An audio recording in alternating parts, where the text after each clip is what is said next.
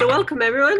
Thank you so much for joining us today for TYC Highlights Seminar in Biomaterials.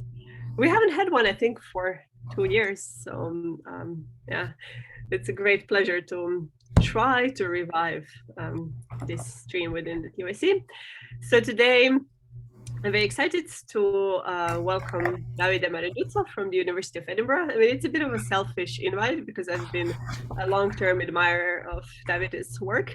He does this beautiful work at the interface between soft matter and biophysics. So he's, I think, a trained soft matter physicist who's done his training at Warwick and Oxford. But then he uses these methods not only to address soft matter like liquid crystals, hydrodynamics, active matter, and so on, but also to do remarkably good models that mimic genome organization, virus, genome implementation, and kind of all sorts of things that I never thought would be possible. And also, I do have to say, like, for my own group, I've been also very inspired by his visualization methods since my PhD. So I am also sure this is going to be a visual treat in terms of visualization of simulations. So without further ado, please, Davide, we are looking forward to listening to your talk. And I should just tell to the audience, please raise your hand as we'll go along. There's not that many of us. It would be great if we could have some sort of back and forth discussion, or then in the end wait for the questions after the talk. Thank you. Thank you very much, Andela, and thanks to you, Edina and Karen, for organizing this talk. It's nice. It would have been nice, of course, to come to London, but these days is a bit difficult. So I'm really happy to discuss these findings with you. So some of them are a little old, and some of them in the end are very new. I hope I can get to that, and maybe a little controversial also. Maybe we can get a discussion going. I hope I can. Yeah, you're very nice with the introduction. Too nice, I think. I don't know whether I can live up to this expectation. But anyway, I'm certainly always been very interested in modeling biophysics, biology problems in the field of chromosomes. I've been doing that. I've been interested in that since a discussion that I had with Peter Cook at the Dance School in Oxford almost 20 years ago now, in 2004. And after that, I really was captivated by this field, and we try to use our methods for to answer some of these questions. So this is work. I will discuss the work on intranuclear phase separation, and the new thing is its link to function. With function, I mean transcription and gene regulation. If some of this is not familiar, please let me know, because I might inadvertently assume things that I shouldn't. So this work has been done in collaboration with Chris Brackley, Davide Micheletto, who have been postdoc with me for a long time on this topic, and now they have their own group, with Michael Chang, who is a very talented PhD student. Benno Lipken is another postdoc who has helped on part of the work, of the theoretical work, and Carolina Pereira is another student who worked together with me on the last topics. And she recently finished also, and she's in Portugal right now. And the second row is for experimentalists that we've enjoyed collaborating with for a long time. One is Peter Cook. As I said, for 20 years we've been collaborating on this. Now we are collaborating more recently with Nick Gilbert at the Institute for Genetics and Cancer in Edinburgh, and with Akis Pamantonis in Göttingen. It's very important for this kind of research to have a close link to experiments. So I don't know how much you know about the genome and the chromosome organization. So chromosome organization is a buzzword which is used quite a lot, and it's quite important so it's a quite important problem in biophysics.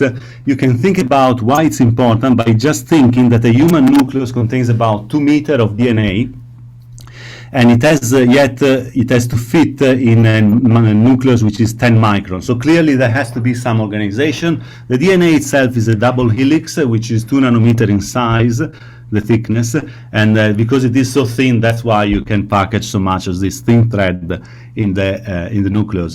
If you think about the DNA, if you want to shock your kids, for instance, you can say that the DNA inside your body, since it is 2 meters per cell, it's enough to go, if you were to stitch it up together, you can go to Pluto and back, so it's very long. So the way in which DNA is wrapped is sort of what people mean when they speak about chromosome organization. And there are many levels. So the organization is hierarchical. So the double-stranded DNA is first wrapped around histones, forming a left-handed helix around the histone, and it forms a material, which is a composite material for soft matter physicists or material science, which is called chromatin. This is a historic name. So apart from that level of organization, which is the one that you can see on the right, where the cursor is, there are many other level organizations which are to some extent unknown and which are needed if we want to fold the chromosome. So the picture here is slightly misleading because this X-like structure is the chromosome which is in mitosis, okay, so when the cell divides. In general, it's still very compactified, but it doesn't have this X structure during interphase, so outside of mitosis. It's not important anyway for them. So within the group, our group, so we are very interested in DNA, as I said, and we are modeling at very different length scales. So if you're a biochemist or if you're close to a biochemist, then you might be interested in models at the base pair level. We can discuss them by email if you want. I will speak about coarser models today, which are meant to, which are needed to represent much larger regions of the genome. But in the group, we are interested in DNA at the base pair level. Nucleosome formation. So nucleosome is a wrapping of DNA inside the histones, this left-handed wrapping to form chromatin, and the basic unit is a nucleosome. This is well understood from the point of view of structural biology, but the dynamics may be a bit less so. So it's interesting to study the structures as well. And as you go on, we understand a little bit less from the point of view of the structure, and the models become more coarse-grained because you want to simulate larger regions with your models. So I will be speaking about models roughly at this range of the spectrum. So the locus level, so this is a polymer model for chromatin, for instance, for the alpha globin gene is mouse, and you could also try to simulate whole chromosomes. We'll see all this. So I will first discuss the biophysics or the biology background. So this is a problem that we were very interested in, and this is what stimulated us to develop the first models. And then, as I said, I will go on to the function, but I will try to give you some background first about this first question that we've been wondering for a long time, and that's the one of nuclear bodies, which you can then link to phase separation or microphase separation in physics. But the name nuclear body stands for clusters of proteins inside the nucleus, and inside the nucleus proteins are not organized randomly, so uniformly, but they form spots, they form clusters, and these clusters can have size between 100 nanometer and 2 microns roughly, and they are called generically by the name nuclear bodies.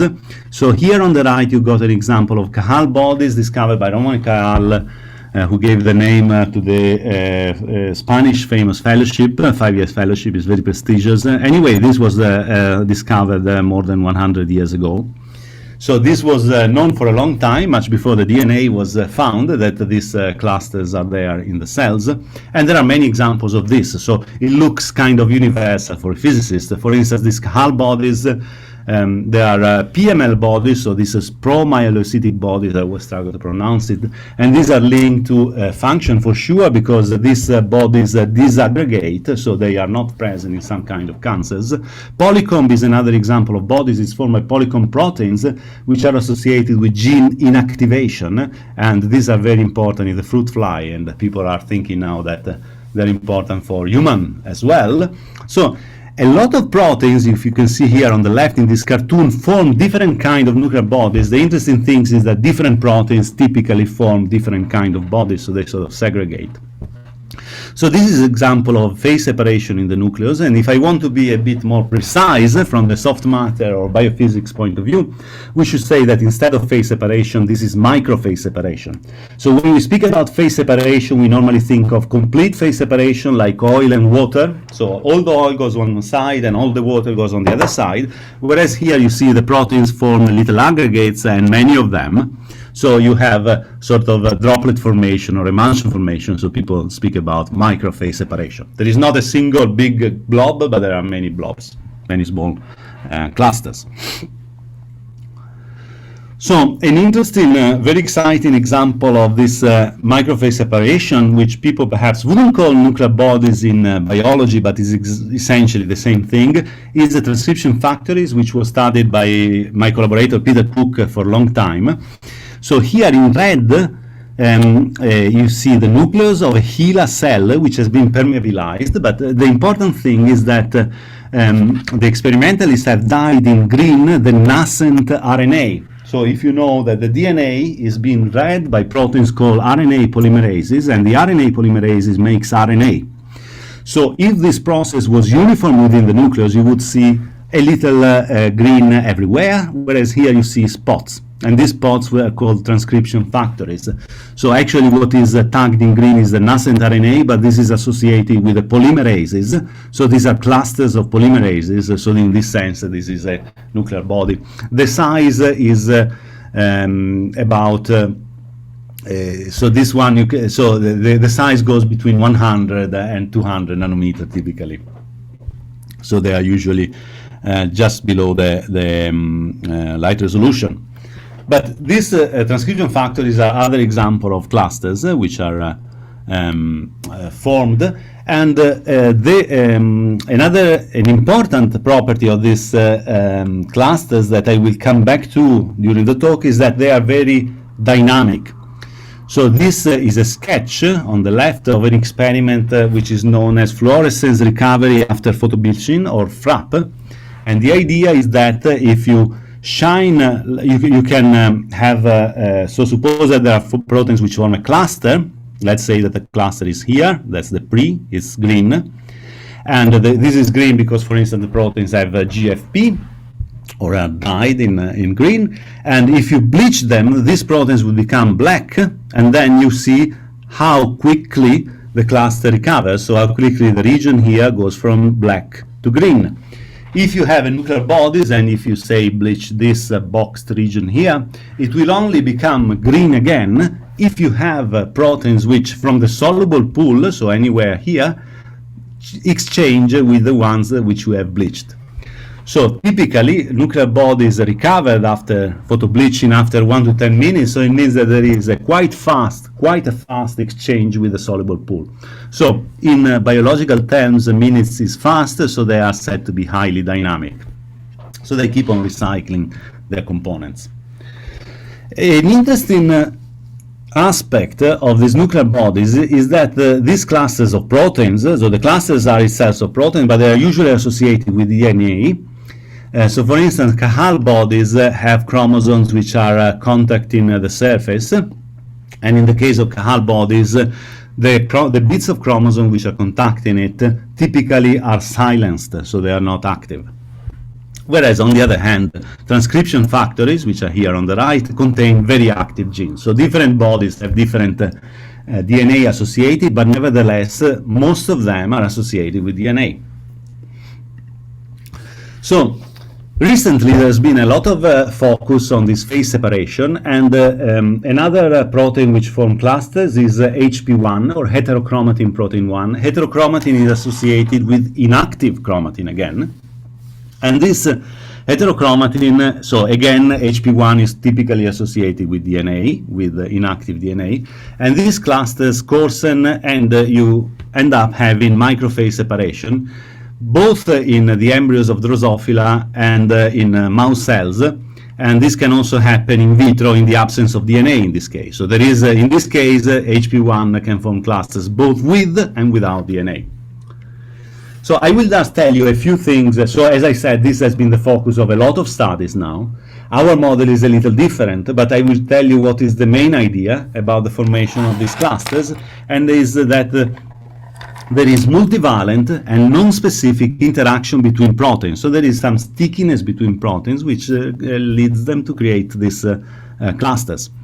And the key word here is low complexity domain. So proteins which cluster typically have this squiggly region here, which are unstructured region. They are not forming a well-defined secondary structure, and these are typically prone to aggregation. This is also what is happening prion misfolding, for instance, or in amyloid fibers. But in this case, in this context, the idea is that these are very small and they lead to small interaction and the formation of clusters.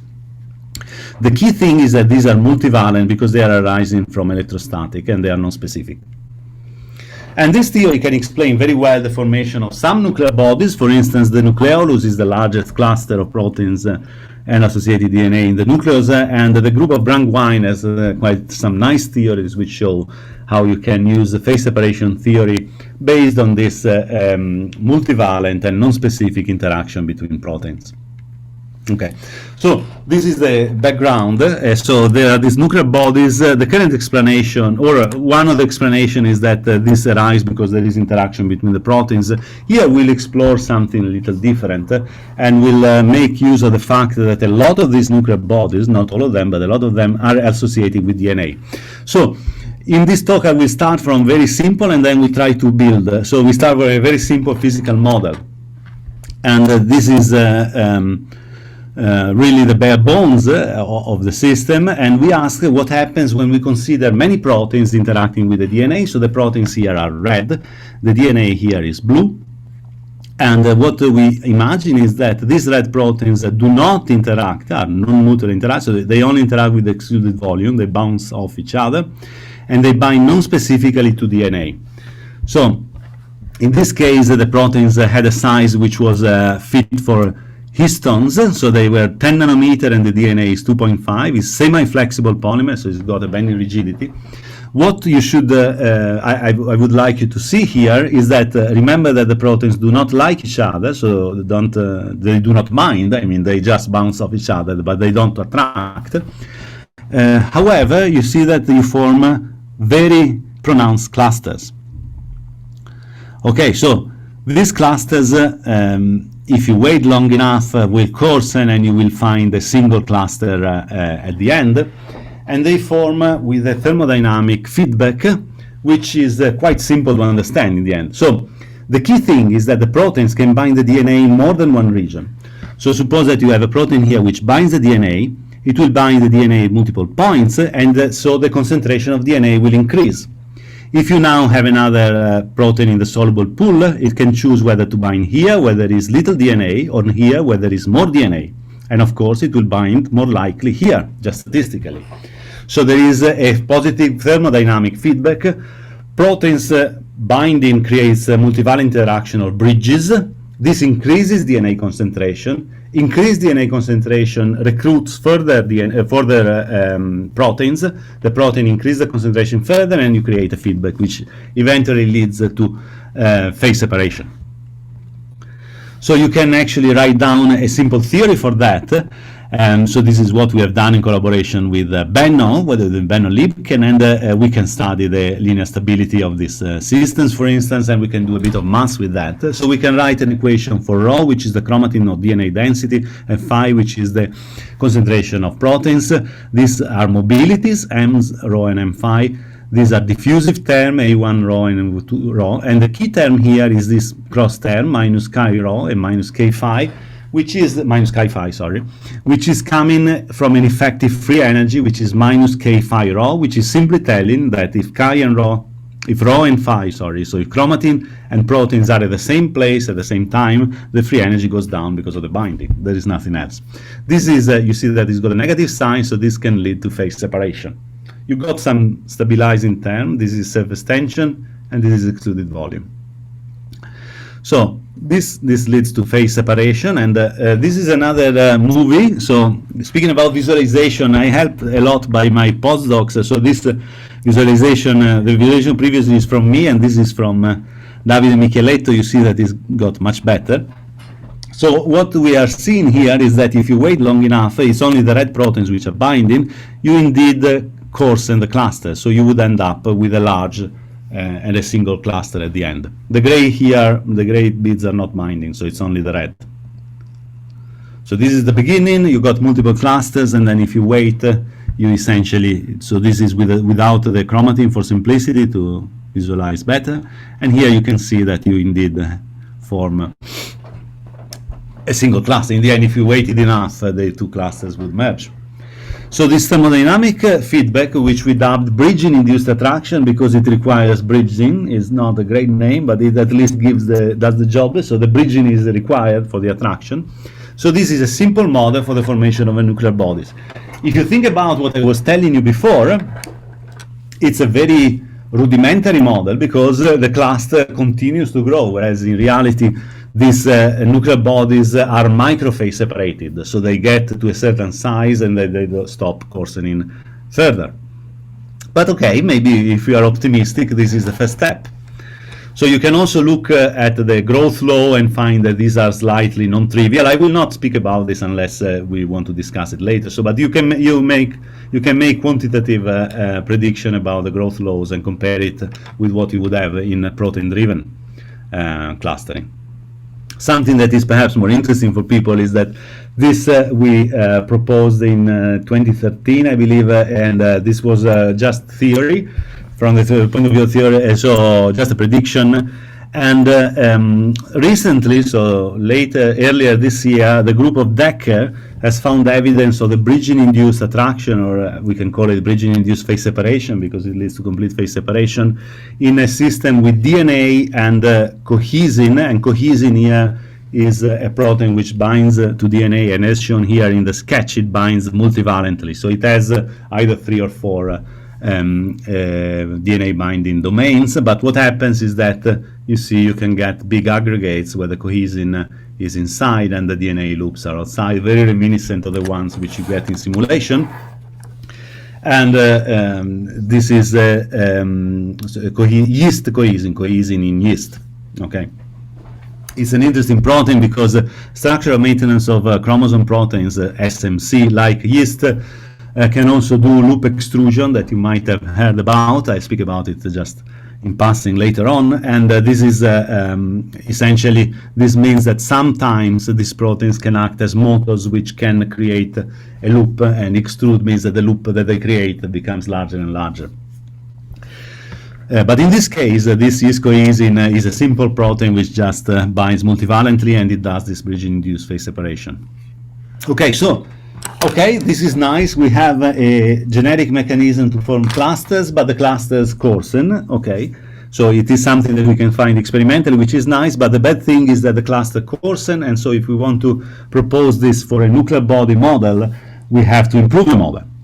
So one simple way in which we could improve the model was the following. So up to now, we have assumed that the red proteins stick everywhere along the blue DNA with the same affinity or with the same interaction potential, in our case, truncated Lennard-Jones, but I mean, it can be really what you want. So, on the other hand, if you think about any proteins which is interacting with DNA, with salt, you know, so that electrostatic is screened like in physiological condition, what happens is that it doesn't have only a non-specific interaction. Clearly also the sequence matters. So typically you will have a non-specific interaction which is perhaps due to charge with screening, because normally the DNA is negatively charged and the DNA binding proteins are normally positively charged. So you can have a non-specific attraction, but that's not the end of the story, because you can also have specific interaction which depends on the sequence. So you got peaks on the DNA which the protein particularly wants to stick to. So now let's consider bridges, which are not shown here, but they are usually like before, these seals, and they bind weakly to blue, non-specific interaction, and strongly to green, specific interactions. Okay, and let's see what happens. So now we got lots of bridges, so they don't all bind. That's why you see some of the red bridges there. And you can see that now the green are the highly specific interaction. You can see that you don't form a single cluster, but you form multiple clusters. And if you look at the movie a little carefully, you would see that there are clusters, so the cluster associated with loops of chromatin. I will show the movie again. And this is important for this arrest. So the phase separation, if you have also specific interaction arrests, you can see some loops here and also here. And the reason why it arrests is twofold. The reason is linked to the loops. So the fact that you form loops creates a corona which kinetically stops the clustering. And also thermodynamically, if you make a loop, you pay entropic cost And it turns out that if you make multiple loops, you pay entropic cost superlinearly. That's because if you form one loop, say you pay a certain number of kBt, say 5. If you form two loops, you pay 5 for the first loop, 5 for the second loop, and perhaps 1 or 2 because the loop cannot occupy the same space. So there is self-avoidance between the loop. You can do this in a fancy way by using some polymer physics, which was due first to Duplantier, but the idea is essentially this one, that the entropic cost scales superlinearly with the number of loops thermodynamically, and there is also this corona effect that the loops don't tend to hinder aggregation of two different clusters. So the nice thing is that we got microphase separation now. If we put a realistic ingredient that the proteins have both non-specific and specific interactions. Another very nice thing is that if you have got, or at least another useful thing is that if you got red and green proteins and they bind to different regions, even if the red and the green don't interact with each other, so this is with the DNA and this is without the DNA for simplicity, you see that you form very naturally segregated clusters of red and green. And that's just because the red and green binding sites are separated along the genome. So these are sequence dependent typically, so you would imagine that different proteins have different targets. So you don't need to assume anything else rather than interaction with the DNA. This can give you clusters, and it can give you specialized clusters, a little bit like in nuclear bodies. So there is one problem with these simple models, and then this is exemplified by the following movie. So in this movie, which is something that we use to study polycomb bodies in the fruit fly, we stripped the chromatin, so we stripped the polymer. So chromatin or DNA I'm using interchangeably because it's just the blue polymer which is underlined. Here is not shown for simplicity, and we just show the proteins which bind. And then at the beginning, Davide has color-coded it so that different proteins in different clusters are colored differently. So you see that what is striking here is that the colors don't change. It's a bit boring, but yeah, it's so the clusters are very static. If you remember, I said that one thing that biologists are specific about is that these clusters are highly dynamic. So if you photobleach them, they recover. So here, if I was to photobleach the cyan cluster, it would not recover. It would stay black because it doesn't exchange anything with the soluble pool. So in order to improve again the model, we used an idea from non-equilibrium physics that we were playing with anyway for some reason. And this is essentially, so we coupled the molecular dynamic simulation that we were doing with a very simple stochastic chemical equation, which in this case is the simplest possible. So we have some red proteins which can change their color to become gray. And this is not a thermodynamic process, but it's a chemical process, for instance, driven by ATP. I'm thinking, for instance, of modification of proteins, of conformational changes which undergo which go under the name of post-translational modification. So typically, ATP can trigger this, or they normally require energy input, not always, but normally. And these are post-translational means after the protein has been formed, the protein can become phosphorylated, for instance, or you can have hundreds of post-translation modification. Phosphorylation is the simplest one. And the idea that we have is that when you undergo this post-translation modification, some properties change. For instance, we are assuming that there is a protein which can bind when it's red, and when it undergoes this modification, is gray and doesn't bind anymore. Okay? So this model is non-equilibrium. It might not be completely trivial why this is non-equilibrium. This is essentially because this is a constant rate. We can discuss this later if you want. The key thing is that this now changes the properties of the system quite a lot. Let me focus on the case with specific and non-specific interactions, and let's do the same movie. You see that now the colors do not remain the same, but keep on changing. And so if you were to do a FRAP experiment, you would see recovery here. The interesting thing is also that the cluster seems to remain the same shape. Okay, so because the clusters are associated with DNA, which we are not showing here, but for simplicity, but is there in the simulation. So the DNA remains more or less in the same place, or it changes a bit. But yeah, there is a question from Chufan. Sure. Hi, Davide. Hi. A quick question. So in thermal, thermal phase separation, you will have kinetic exchanges at the interface. You just have to lower the binding energy. So in your case, even if you don't have this chemical reactions, you just have to lower the binding energy. So if you do that, does it mean that you don't get even microphase separation? No, okay, so you would get microphase separation, and yeah, you are right. And let me just show you this movie. So this is without switching, and you do have a little bit of recovery, but it's just much larger with the switching. So what you're saying is that this is a very important point. So the problem is that you need to form stable clusters, and they need to be very fast.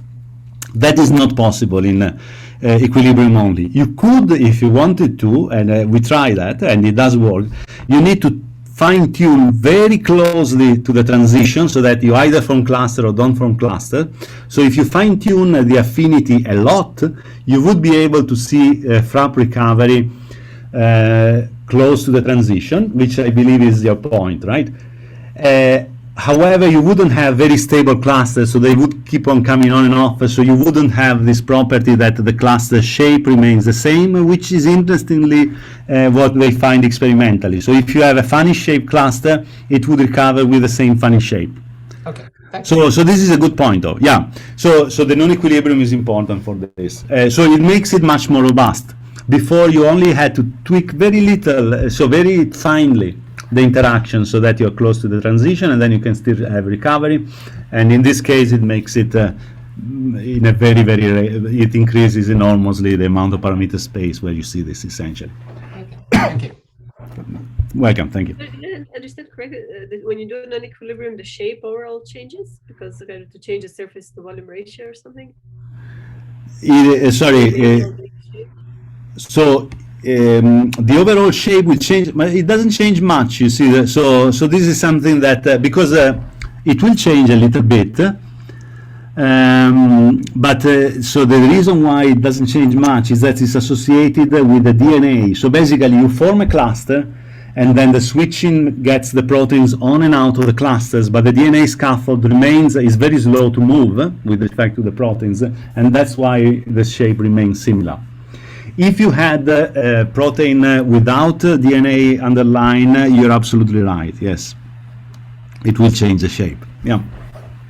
Is that clear?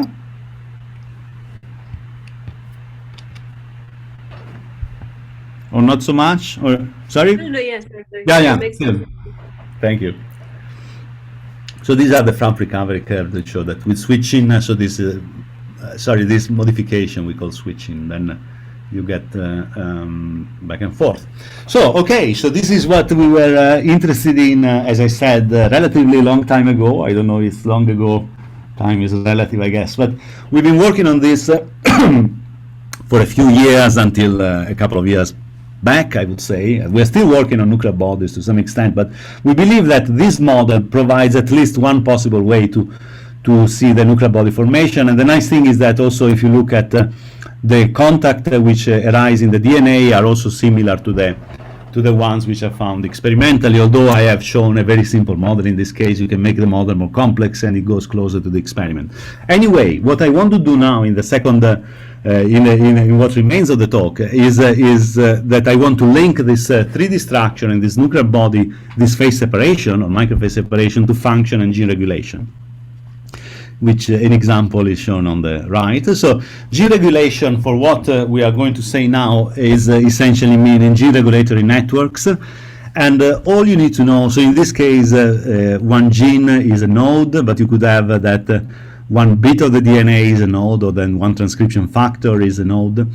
So you can see that in both cases here, the gene-regulated networks are very complex. Basically, they are percolating in physics terminology. Everything is sort of So if you knock out one gene, you will see effects throughout the whole network.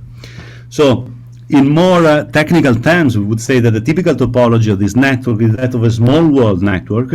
And the people have even coined in biology or in genetics, I should say, that the word omnigenic to say that knocking out one gene affects every other gene. So this is a provocative term, but this is explaining, at least in a qualitative way, how traits like height behave. So for height, we've got hundreds or thousands of bits in the DNA which are associated with how tall we are, although each of these hundreds or thousands or little bits of DNA affects very little, so maybe less than a millimeter in the population, but it still has a significant effect.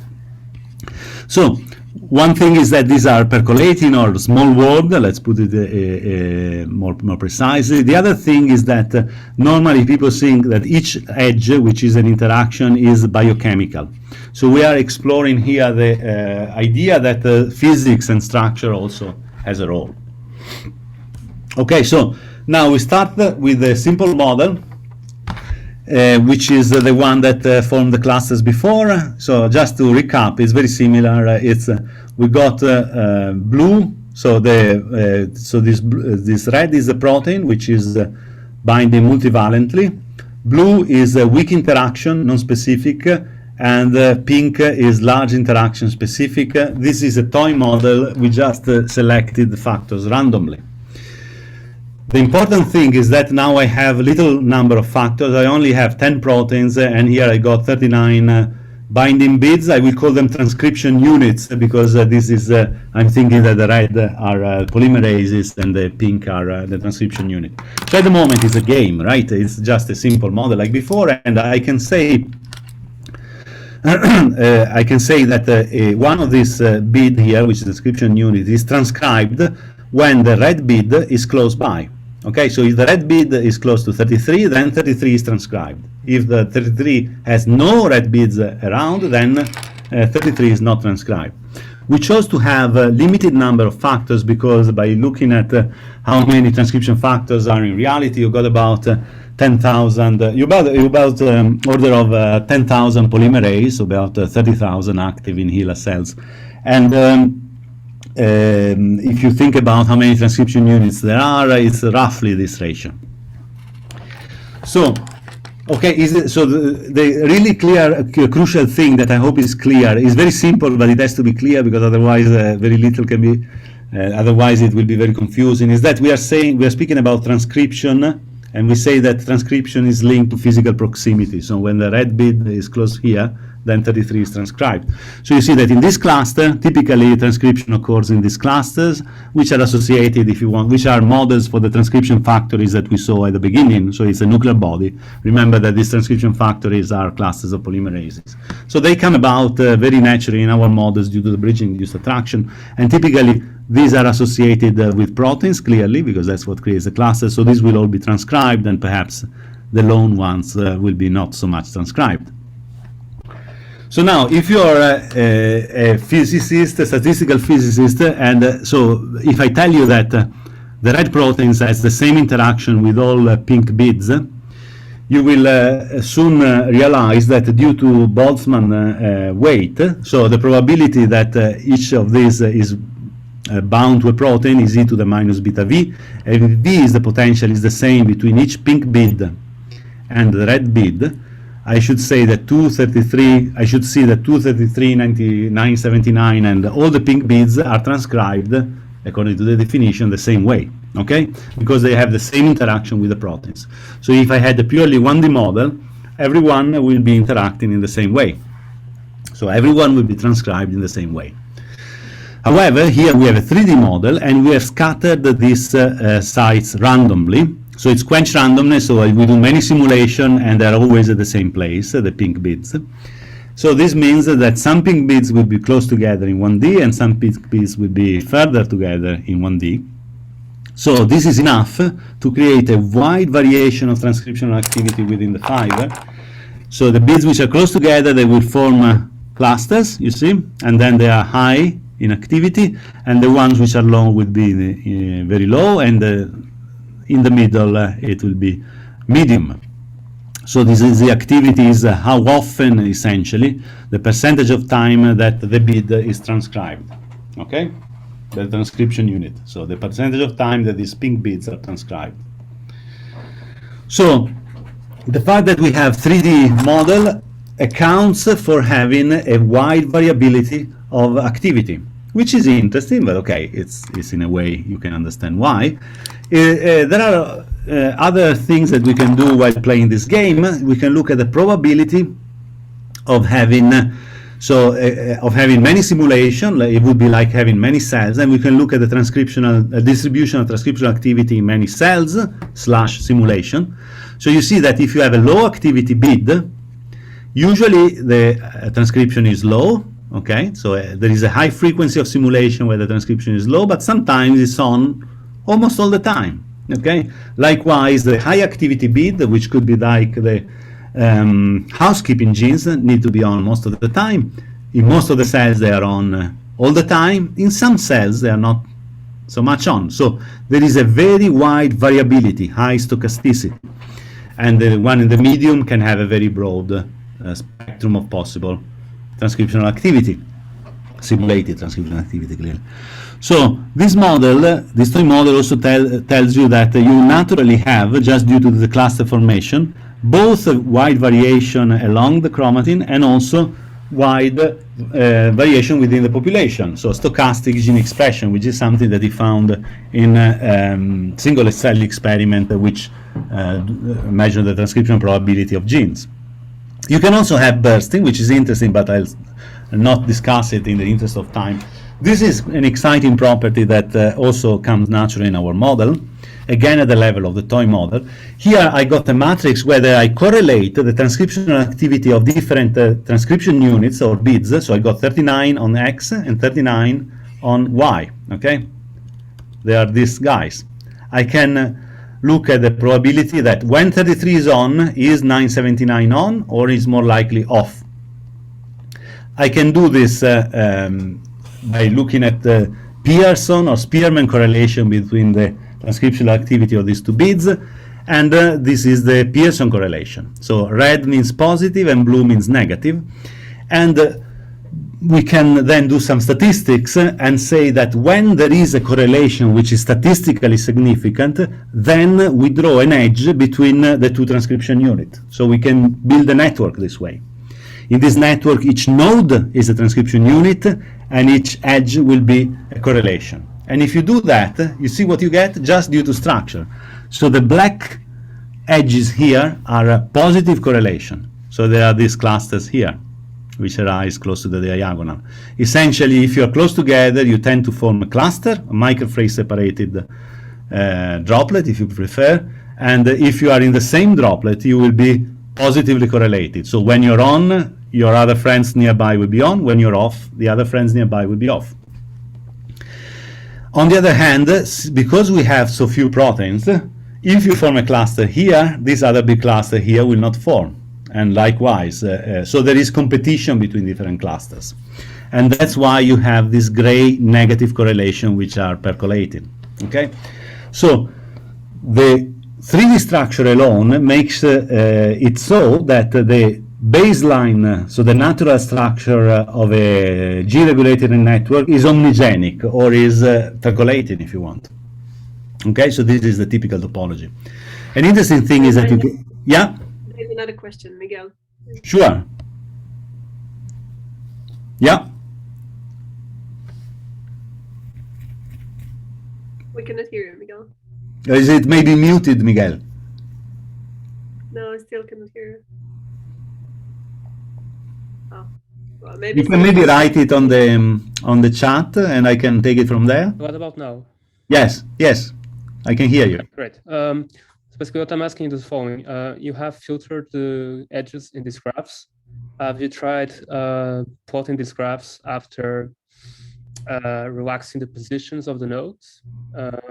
Be it some kind of weighting procedure? Some elastic. Yeah, you can do that. You can do that, and so the black weights are larger typically. The positive correlation are larger than the negative ones.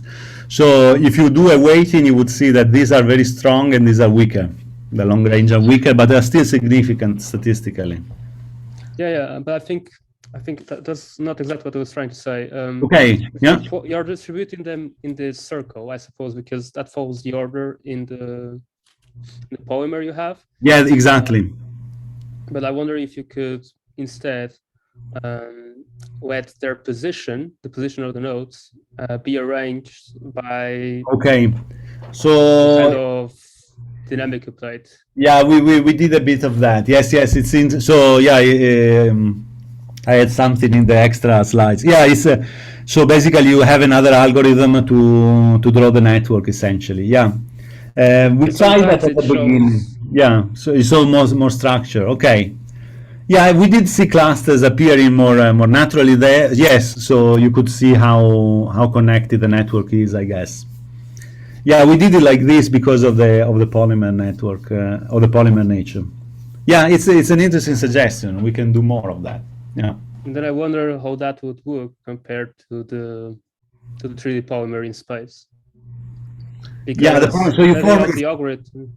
Yeah. It would be an interesting point. Remember that these are, however, population averages. So it's whereas the snapshot, what I was showing you, yeah, the clusters would. So there would be this hubs would be typical clusters which form, I believe. So it would be sort of an average 3D structure. It's an interesting. We did something like that actually for the more realistic models, and this would be very interesting for the real chromosomes. Thank you. No problem. Yeah, welcome. Another thing that you can show is that there is a transition if you change the number of proteins. So for little protein, there is a lot in this toy model of competition. So the percolate. So this is the fraction what is shown on the right, the largest connecting fraction. So the largest connecting component, we can compute the fraction that it makes up. So in this case, it's all in one component.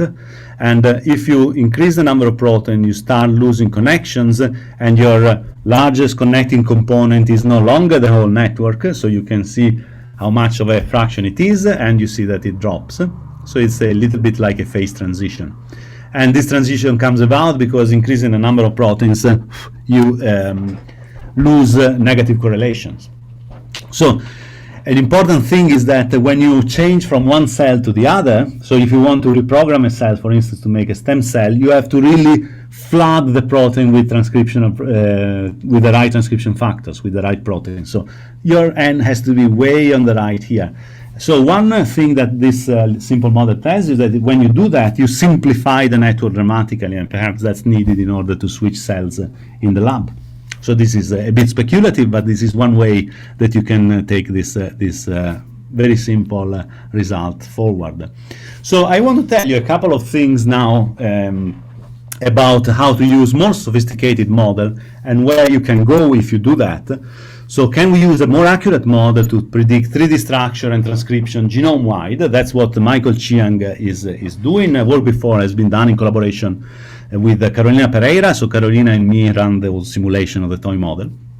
This simulation has been run by Michael, and we are using a model which Nick Gilbert came up with this nice acronym, much better than bridging-induced attraction. So Hiphop is highly predictive. We wouldn't have called it ourselves, maybe. Highly predictive heteromorphic polymer for chromatin.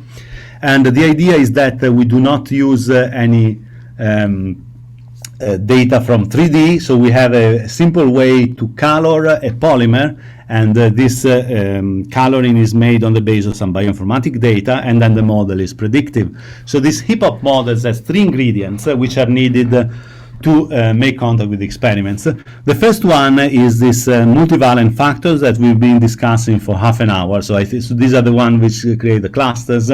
So this is our first ingredient. It's called switching transcription factors.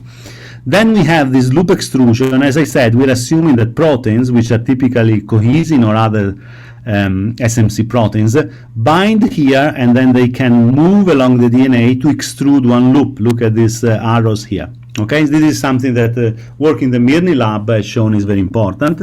And this loop stops at the CTCF, which is a typical protein which is non-palindromic. So it's looking like an arrow on the DNA, and that's again from work has been done by experimentalists. They have shown that in order to explain contacts which are formed by CTCF proteins, one way is to assume this extrusion mediated by this motor, which is cohesive. We also included heteromorphic polymers, so this means that chromatin is not a homogeneous material, but it can be more crumpled, like in this phone cable here, or more open. And this depends on the local acetylation, which is a post-translational modification of the histones which make up the chromatin. Okay, so we have 4 tracks essentially. We have one track to see where the red bits are. So this is a hypersensitive sites, which are called ATAC sites. So this is telling you where the proteins bind. Then we have this acetylation, which tells you where the cable is swollen and where this is cramped up. And there you need to know where the cohesin binds. We also have proteins which are associated with inactive chromatin, because we want to model now the whole chromosome. So polycomb bodies, as we said, or other kind of proteins. So these are inactive. Okay, so this is much more than a simpler model, but it's still relatively simple. The important thing is that we based on a handful of bioinformatics tracks. So we don't make any assumption on the 3D. We only know where the polymer has the binding sites for the proteins, where the CTCF binds, and where it's crumpled up. So we know how to color it. So we can then look, so this is how these simulations look like. And you can look at the content map. So the experiment is on the top and the simulation is at the bottom. This is validation for our model. You see that even if we don't have any fitting parameter, essentially, there is only the affinity between protein and binding size, but you can vary it in a very wide range. It doesn't really matter which parameter you choose. You get a good agreement with the experiment, right? So the structure are reminiscent of the ones which are found experimentally. Here, when you see darker, it means that there are more contacts, in this case between 10 and 12 megabase. This is a region of one chromosome, which is chromosome 19. It's a very active chromosome in human cells. So this is just showing you that we can reproduce the experiment. And then what I've been telling you about is the transcriptional probability. So what I think is quite exciting is that if you predict the transcriptional probability again with physical proximity, you get a nice correlation. Remember, again, there is no fitting here with real data. So if you look at chromatin, and for each bit of chromatin over the chromosome, you ask yourself how much it is transcribed. This is something that you can do with experiments by using a technique called GROSEC, if you want. You could go RNA-seq, but GROSEC is genome-wide, so it will work for every bit of DNA. You can look for every bit what is the transcription in experiment and what is the transcription in simulation, and you find a decent correlation. This is a Spearman correlation of 0.6. So they correlate with experiment more significantly, much more significant than our previously simplified model. And the nice thing is that there is no fitting; it's completely predictive. So if you wanted to come if you had, so provided that you have these 4 tracks, you could use essentially any organism and any cell line, and you would be able to predict some transcriptional probability. That ideally it should have a correlation decent with experiment. Okay, so this is what we are really excited up to now. One thing that you can do is, because we do the study genome-wide, we've done it for all the human genes in lymphoblastoid cell, which is a typical a kind of cell line. You can also ask question, what are the more transcribed gene? And what is linked into the previous part of the talk. One interesting thing is the topology of the network. So you can say that you got this bit B, and you can create a network of its associated partners. And you can then ask, for instance, how many partners it has. Okay, just very simple. You would see that the predicted transcription, which correlates with the real transcription, correlates also very nicely. This is a pixelated heat map of the the scatter plot, by the way, because there are too many points, so the heat map is clear. So the more partners you have, the more you are transcribed. So this links very neatly to the phase separation. So if you form a cluster, it means that you are going to be more transcribed, and this is very now. So this is what happens in experiment as well, because we have a good correlation with experiment. So it's a link that we have to do by using first the experiment with the simulation, and then in the simulation we can make much more microscopic analysis, of course, because we have all the trajectories. I think I could stop here. If people are interested, we have I'll just tell you the gist of another thing. So the first thing is that the phase separation correlates with transcriptional activity. Another thing that we are excited about, and which could be controversial, is that we could also measure, since we can measure the transcriptional activity for each simulation, we could also measure the noise, and we can quantify the noise, and we have some evidence that the noise correlates with the extrusion process. So the extrusion process, an interesting thing that people found in very recent experiment is that if you knock out cohesin, you get very little change in the transcriptional activity, which was depressing for people because cohesin is important for this extrusion. It explains the CTDI loops, yet if you remove it, nothing changes in the transcription. So what we have found is that by simulating the degradation of cohesin, the transcription probability remains more or less the same. That's the wild type, that is diagram, but we have significant change in the noise. Okay, so removing cohesin decreases transcriptional noise. So that's our prediction. The reason it's exciting is that gene noise is associated with the evolution of genes. So genes which are younger typically have more noise, and we are saying that according to this, you can use simulation to propose that loop extrusion is one way to create transcriptional noise due to some mechanism that, if I want, I can discuss a bit more. But this is a very new thing that we are still trying to figure out, but the data from the simulations are very clear. Of course, there are no experiments which have probed transcriptional noise, so we are really sticking our neck out on this. So it's also the nice thing about this predictive simulation, that you can make predictions that have not yet been tested experimentally, and they can be quite clear-cut. So you can say what you expect happens, and then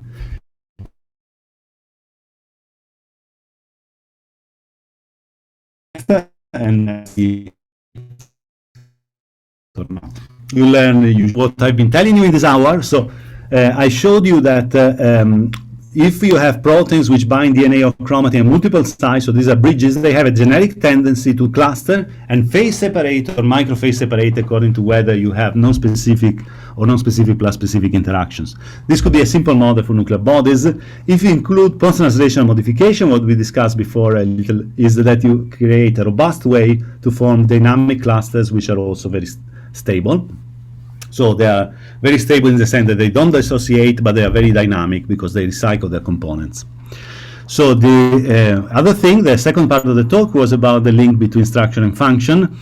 And we saw that if you have a toy model, we can naturally have, if you just say that transcription is linked to physical proximity, we can naturally explain, or we can have a natural framework to view stochastic gene expression and also omnigenic networks, so percolating gene regulatory networks. And then I showed to you that transcriptional activity is associated with this phase separation, so a lot of transcription occurs in clusters. Transcriptional activity in this fitting free model essentially correlates well, or at least decently, with experiments, and we are hoping, of course, to improve this, but that requires making the model more complicated. And you can use models like this to make inference, to make predictions, and one prediction is that the loop extrusion by cohesin might control the level of gene noise. Thank you very much. I hope you have enjoyed some parts of the talk, and if you have more questions, I'll take them. Sorry, it's already 4, but we had a couple of questions. Perfect. Yeah, thank you so much. This is beautiful and very clear. Okay. So I'll start with Yuri, who is our master student. So Yuri, please. Yeah. We cannot hear you so well.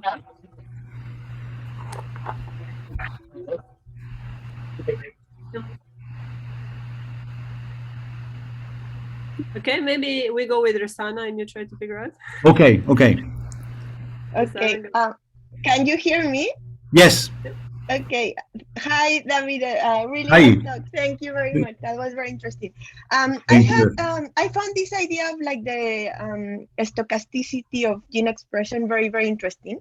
And one of the things I've read is that one hypothesis is that it emerges directly from the stochastic organization of the genome.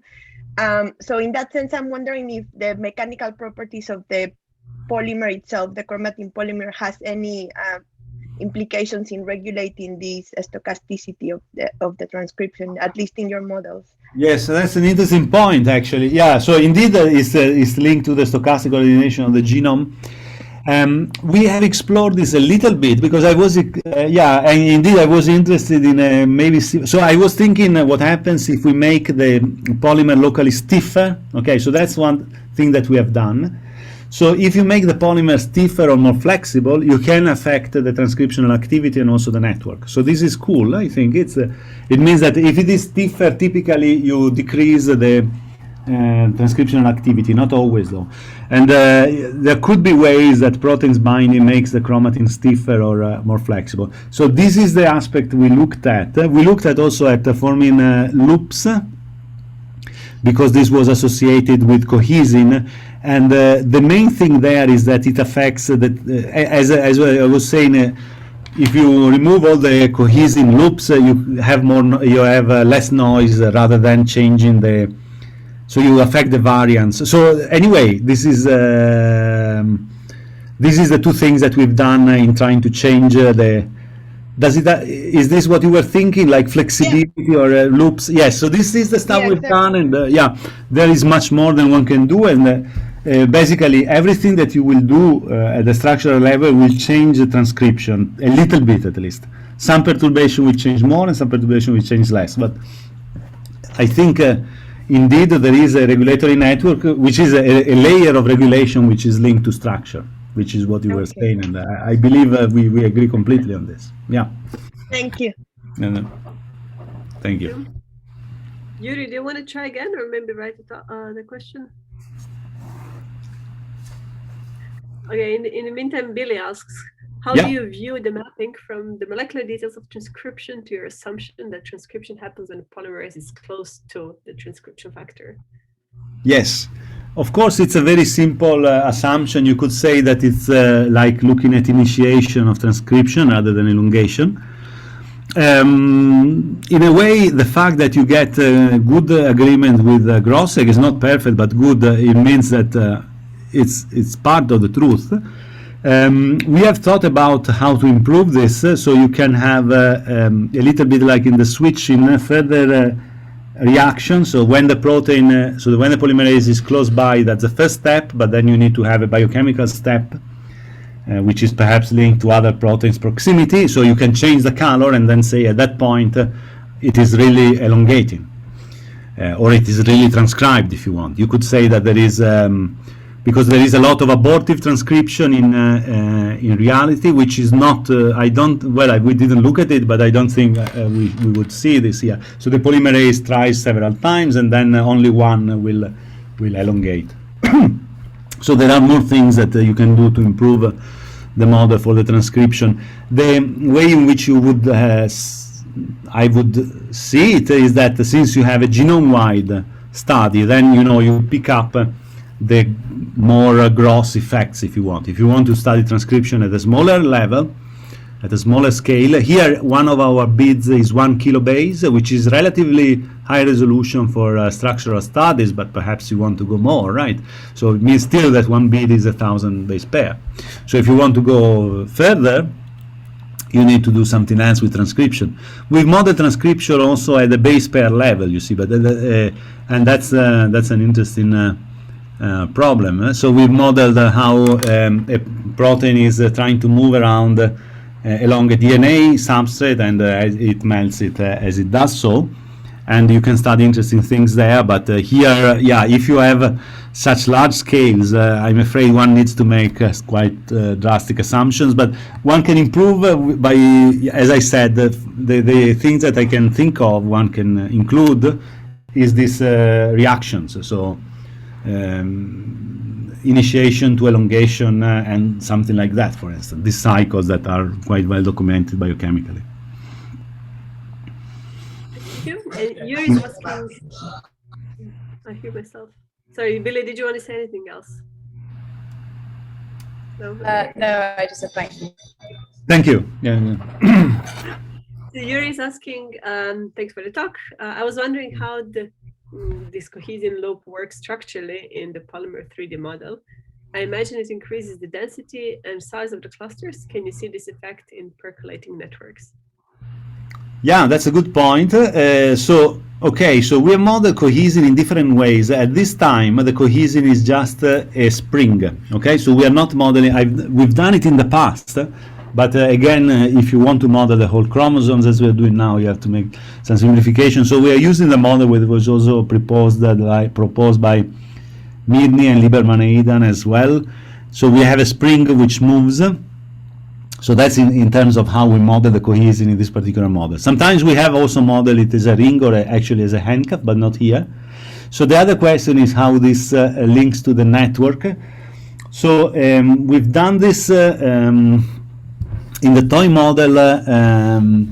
So we have looked at it, and the transcriptional activity, if you put loops, changes the subtly. So some of it goes up, some of it goes down. So this is in line with the broader finding. Here we've done something much more global. Rather than put a few loops here and there, we just remove all the cohesin loops, and you see that the transcription activity doesn't change that much. It changes a little bit, but not that much. The network would also change. And so the transcription activity changes little, subtly. The network is rewired if you put loops here and there. And I would say that we haven't quite, so we have done this in the toy model, and we see that if we put loops, you change the network, definitely. You can see that the networks are different. I don't think that we have a very good explanation. Actually, I don't have a mechanistic explanation of why this changes. I have a simple explanation for why the transcriptional noise might decrease if you get rid of the loops.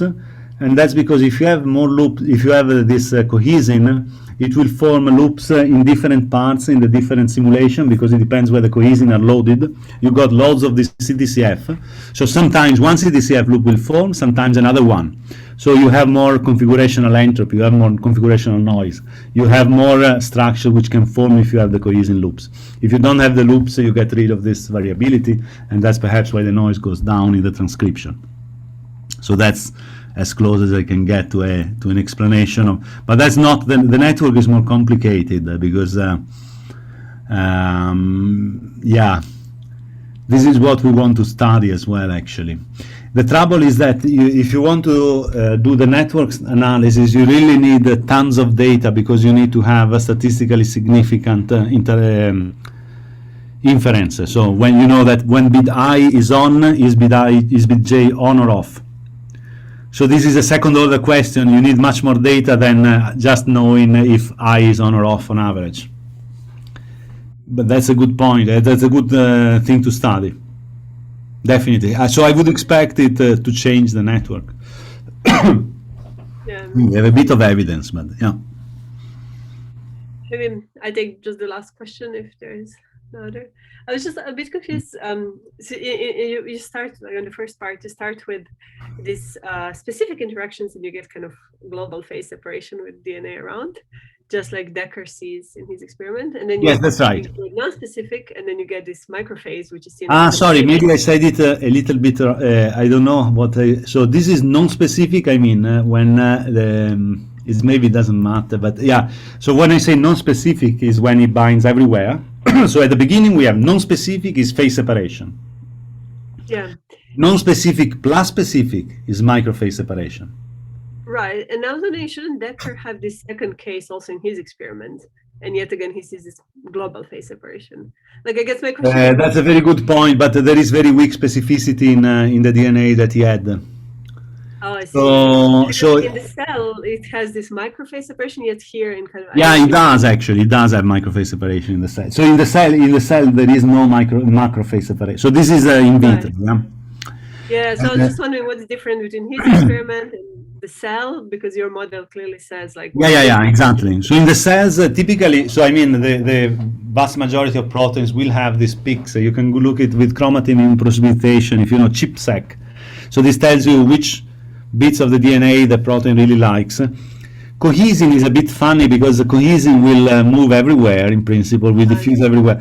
It might have, I'm not aware of any sequence specificity. It might have it, but I'm not aware of it.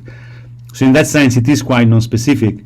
The way in which it will become specific is that when there is a CTCF, it clearly has a directional interaction with CTCF binding motifs, but these are phage DNA. So CTCF is only found in mammals essentially. Also, it's also found in the fruit fly, but it's not clear whether it's functional. So this didn't have any CTCF, so there is no specific here. But then Hiphop does that, like if he puts this other thing.